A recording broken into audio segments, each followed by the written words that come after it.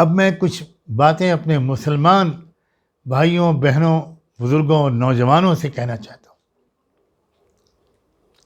آپ تو ذرا اس صورتحال کو اس رخ پر سمجھیے کہ یہ جیسے آپ کے شفیق پروردگار نے آپ کو دنیا کی تمام دوسری مشغولیتوں سے فارغ کر کے اپنے گھر میں بٹھا دیا ہے تاکہ آپ زیادہ سے زیادہ اب اس رب کو منائیں، اس کو یاد کریں، نفلی نمازیں پڑھ کر، گھروں میں نماز باجماعت کا اہتمام کر کے، قرآن کی تلاوت جو آپ اکثر صرف رمضان میں کرتے تھے اس کو بھی روزانہ کر کے اور بڑھا کر، کثرت سے درود شریف کا اہتمام کر کے، خوب اللہ سے اپنے گناہوں پر گل گلا کر معافی مانگ کے،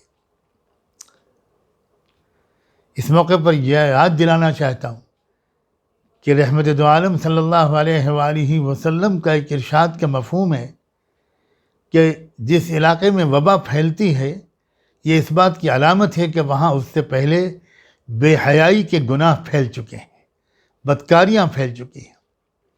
تو میری بچیوں، میری بیٹیوں، میری بہوؤں، میرے نوجوانوں اور میرے تمام بھائیوں، بے حیائی، بے حجابی اور اس سلسلے کے جتنے بھی گناہ اس کی وجہ سے ہوتے ہیں ان سب کو اب تو چھوڑ ہی دینا ہے، اور جو ہو چکے ہیں اگر ہو چکے ہیں تو اب یہ موقع ملا ہے کہ رو رو کر گلا کر اپنے پیارے رب سے معافی مانگی جائے۔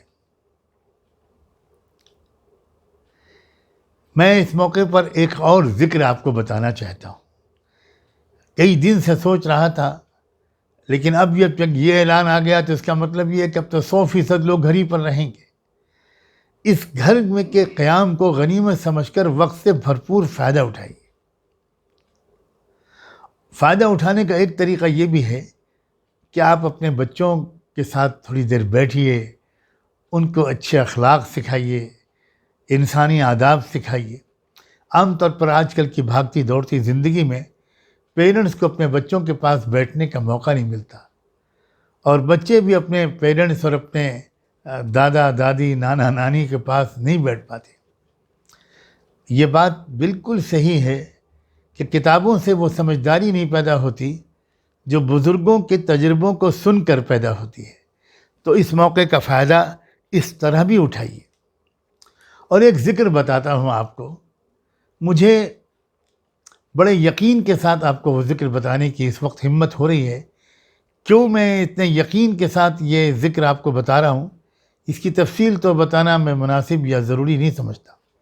بہت ہلکا پھلکا ذکر ہے۔ اللہ کے ناموں میں سے ایک نام ہے یا مجیب، اور یہ بات آپ ذہن میں رکھیے گا کہ دنیا میں جو ہوتا ہے اللہ کے کسی نام کے زیر اثر ہوتا ہے۔ اللہ کے ہر نام کے الگ اثرات ہیں۔ جب کوئی نام زمین والوں کی طرف متوجہ ہو جاتا ہے تو اسی نام کے اچھے برے اثرات زمین والوں پر زبردست طریقے سے پڑتے ہیں۔ اور اللہ تعالیٰ کے نام ہوتے ہیں جو مختلف حالات میں ہماری مدد کرتے ہیں۔ اس ناموں کو نام کے ذریعے جب پکارنے لگتے ہیں بندے، میں اس وقت آپ سب سے گزارش کرتا ہوں کہ یا مجیب ہو، یا مجیب ہو، یا مجیب، یا مجیب ہو، یا مجیب ہو، یا مجیب، یہ نام آپ روزانہ 15,000 بار آپ میں سے ہر ایک الگ الگ پڑھے گا۔ تعداد کو سن کر گھبرائیے گا نہیں۔ 1 گھنٹہ صبح دے دیجئے، 1 گھنٹہ شام دے دیجئے، بہت آسانی کے ساتھ 15,000 کی تعداد پوری ہو جائے گی۔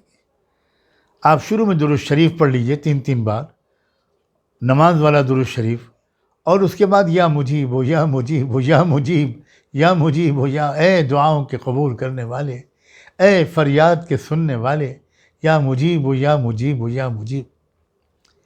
ایون ہمارے جو نان مسلم بھائی اور بہن ہیں وہ بھی تو اپنے ایشور کو پکارتے ہیں، اس کے ناموں کی مالا جپتے ہیں۔ یہ بھی ایک اس کے ناموں میں سے ایک نام ہے۔ زبان کے فرق سے تو کیا ہوتا ہے، یہ عربی میں خدا کا نام ہے۔ آپ اس نام کو ہمارے نامسلم بھائی بہن بھی خدا کا تصور کر کے پڑھیں۔ یا مجیب ہو، یا مجیب، یا مجیب ہو، یا مجیب، یا مجیب ہو، یا مجیب۔ تسبیح لے لیجیے ہاتھ میں اور اس کو کاؤنٹ کیجیے اور 15,000 مرتبہ پورا کر لیجیے صبح اور شام دونوں وقت۔ اگر آپ نے اس کا اہتمام کر لیا، اور ابھی تو میں آپ کو صرف اتنا بتاتا ہوں کہ 26 رمضان کی عصر تک آپ کو یہ کرنا ہے، اس کے بعد آگے کنٹینیو کرنا ہے یا نہیں یہ میں پھر بعد میں انشاءاللہ بتاؤں گا۔ اور آپ کو اس ناموں کے پڑھنے کے بعد کوئی دعا نہیں کرنی، آپ کو جو دعائیں کرنی ہیں وہ اس کے علاوہ کرنی ہے۔ بس آپ یہ جب پورا کر لیں روزانہ تو آپ خالی اللہ سے یہ کہہ دیں کہ اللہ آپ کے جس بندے نے ہم کو یہ ذکر بتایا ہے، اے اللہ اس کا ثواب اس کو بھی پہنچا دیجئے، بس اتنا کہہ دیجئے آپ، ہم اس کو ہدیہ کرتے ہیں بس۔ اس کے بعد آپ کسی طرح مجھ تک یہ اطلاع پہنچا سکیں تو بہت ہی اچھا ہے، اور نہ بھی پہنچا سکیں تب بھی انشاءاللہ مفید ہوگا۔ میری یہ گزارش پر آپ عمل آج ہی رات سے یا زیادہ سے زیادہ کل صبح سے ضرور شروع کر دیں۔